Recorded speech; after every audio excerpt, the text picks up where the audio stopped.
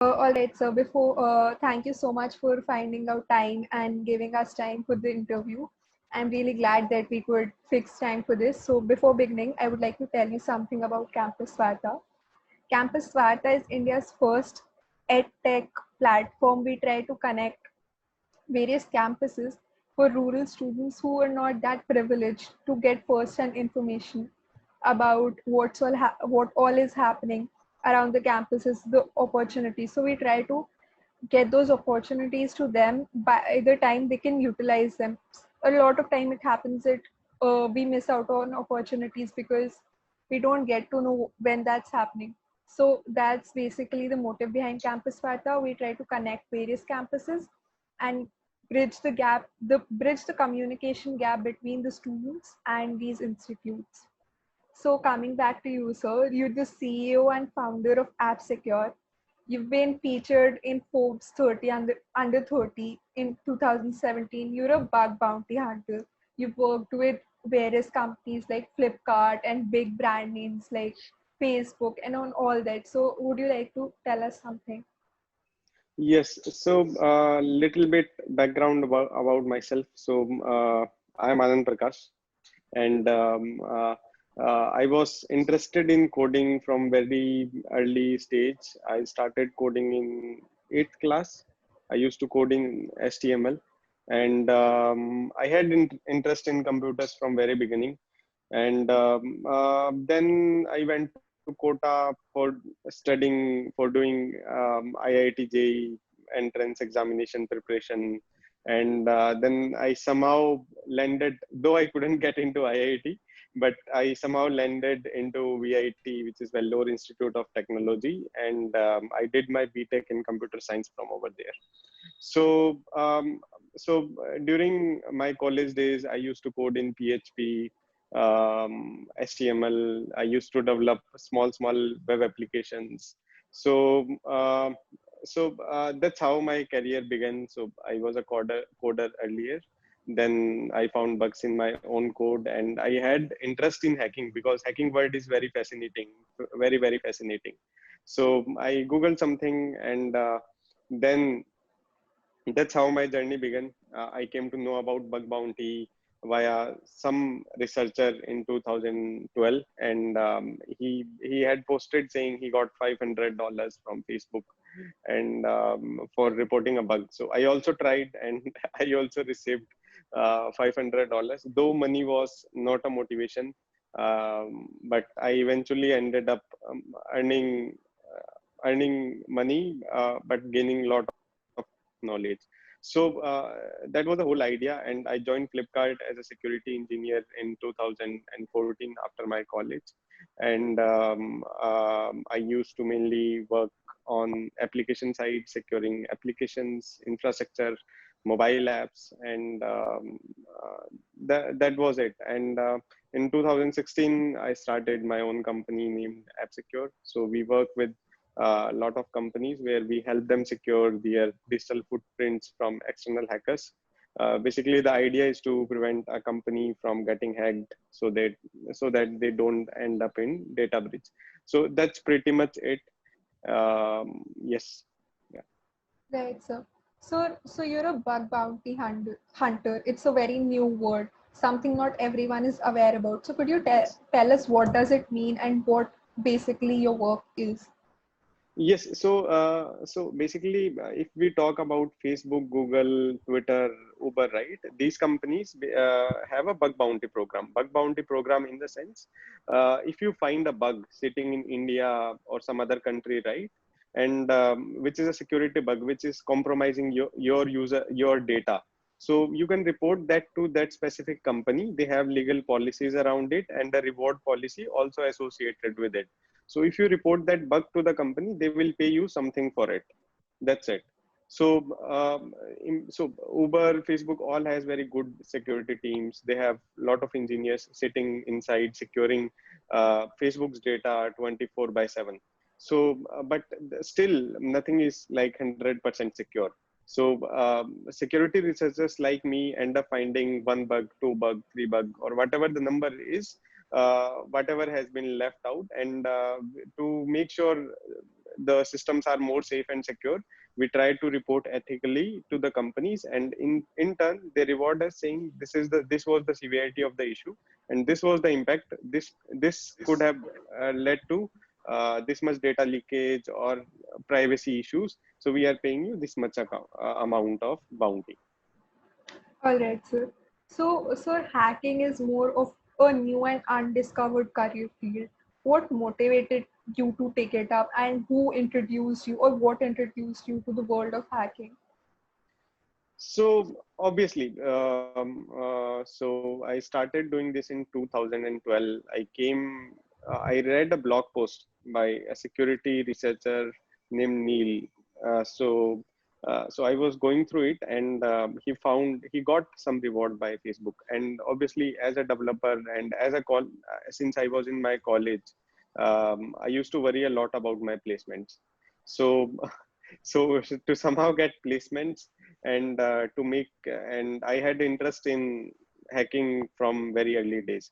So I started reading a lot of security blogs after seeing that blog post, and I started practicing a lot to figure out security vulnerabilities. So that blog post permitted me to gain a lot of momentum in learning security. Though it was not only blog post, it was there were few people as well who helped me uh, learning through this entire journey. So that was the whole thing, and that ended. So I always used to find bugs in Facebook, Uber, Twitter. Those are some of the most difficult targets to where a hacker can find bug in. So my main goal was to learn a lot of things while going through the process. So I ended up finding bugs like I could have used Uber to ride for free. I could have logged in into your Uber account. I could have tweeted from any Twitter account without any password. I could have logged in into your Facebook account. I could have logged in into any Tinder account. So I ended up finding a lot of serious security flaws in the entire process. Right, sir. So, like everyone, you must have had certain expectations from this field. This is not a very known field to everyone. Not everyone takes this up. So, how have these expectations changed over years? Like when various technical evolutions take place. Like, so the field is not stable. Technical evolutions take place within every month or so, if I'm not wrong. So, Yes. how have your expectations changed? So when I started, there were very few companies who were taking security seriously. Uh, startup Startups were just getting built at that point of time. There were very few startups in 2010, 11. Everything was getting started, and there were few security researchers as well. But when a lot of startups came in past few years, right? Security researchers numbers also grew to a larger extent. So obviously, when we have a lot of companies where personal data is secured, we need more people who can secure that data. We need more automation around it that can secure that data. So hacking is a growing field. I wouldn't call it as hacking. I would call cybersecurity. It's a growing field, and one needs to learn every day. It's not like you can directly go into bug bounty, start earning. So earning shouldn't be a motivation. The main motivation should be learning. Once you are good at learning, you will obviously earn. So Right. So for a layman, for me, hacking, bug bounty hunting sounds very overwhelming. Could you explain it to us how necessary these things are and the intensity of these security threats if these bugs are not taken care of or ignored? yes. So let's say you use some social media, any social media, and what if your social media account is hacked? So that's the severity of security. So if Right. your social media account is hacked, I can read all your messages. I can post from your account. I can send messages to anyone. So that's the severity. if you use some other app which is taking your location, and if I'm able to hack into that app, if any hacker is able to hack into that app, then she can see your real time location. So that's the severity. So in layman's terms, it's kind of hacking is ethical hacking is quite necessary, and everyone is using a lot of apps these days. So everything needs to be secured in order to make sure everyone's data is safe and secure. Right. So, sir, at a very young age, you've achieved what most failed. You already have a startup to your name. So, what is your vision behind AppSecure? So the main reason is we want to secure companies who are just starting in security, as well as companies who are mature enough in security. So Right. our main end goal is to minimize data breaches as much as we can. Though Right. no one can guarantee you 100% security, but a team of ethical hackers sitting and helping out a company will eventually increase the security score of a company to a on a higher end rather than on a lower end. So that's the main goal behind AppSecure. So, because of the technical evolution, even the companies are getting sensitive towards these issues. And now that people are so vocal about these issues and we see accounts getting hacking every day, I'm sure that more companies would be coming to you for your services. So, sir, you were quite well known in the field. You were featured in Forbes 30 Under 30 Asia, Enterprise Tech, and on top hackers list of Uber, Facebook, Twitter, and whatnot. So, my question to you is, while working with such big names, what key points do you keep in mind? Um, so when I find a security bug, right, the first and foremost thing is I don't exploit it. If I have found a bug which is leading me to log in into any account, the first and foremost thing is the ethics part. I shouldn't be hacking into just any random person's account. So that's illegal. So the first and this is the most important thing. When you are finding security bugs, please make sure you have necessary permission from the company for testing their infrastructure, applications, and other assets. The second thing is, if you ever find a bug, please make sure you don't just publicly disclose it without the company fixing the issue. Third thing is disclose it responsibly to the company, and only test things on your own accounts, the accounts which you own. Don't test it on your friend's account and hacking into anyone's account. That may land up you in jail. So so these are the main ethics, and that's pretty much it. Right, sir. So, sir, it since bug bounties and various loopholes exist in each and every application that we're using, and our screen times, our internet usage has increased over the years. So, I would like you to share some tips with us, like so that we as commoners could use that to remain insecure while using the technology and not, uh, you know, being threatened by all these security threats that we might not even be aware of. Yes. So the first and foremost thing is don't use same password across all the websites. Don't use simple passwords like your phone number or some random, other string which can be easily identified. Use strong passwords and different passwords across the other uh, websites.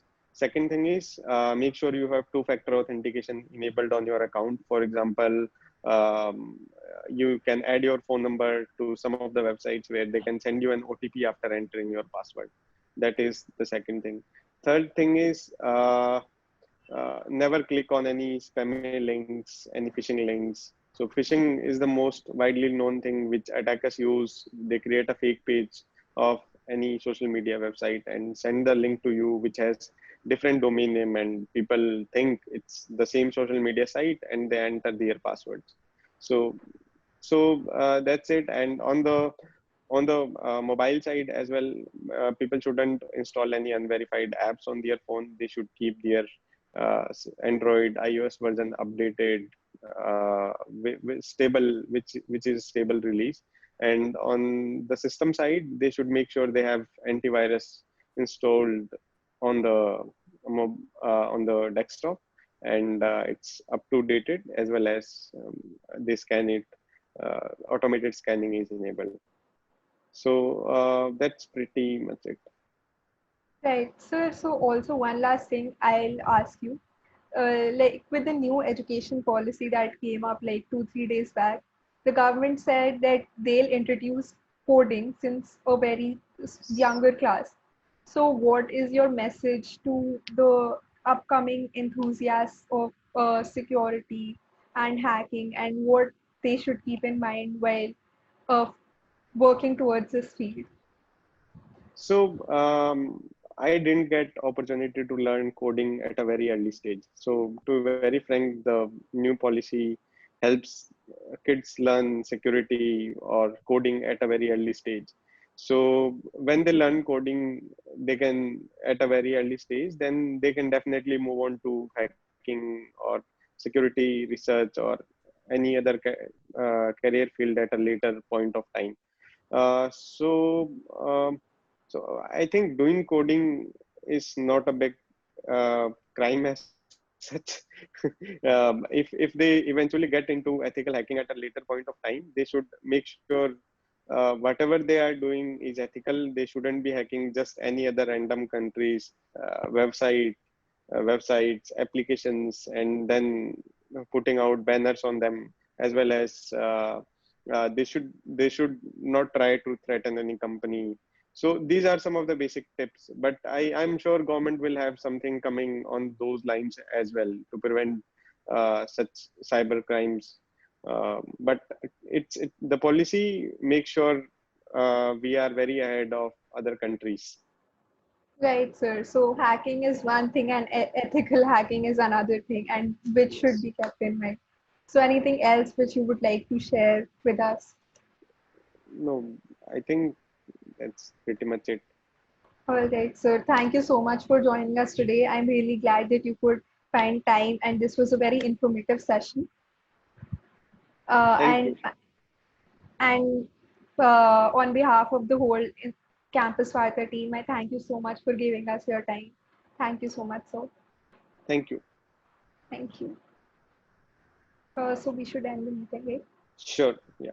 Thank you so much once Thank you. again for Thank coming. you, Komal. Bye.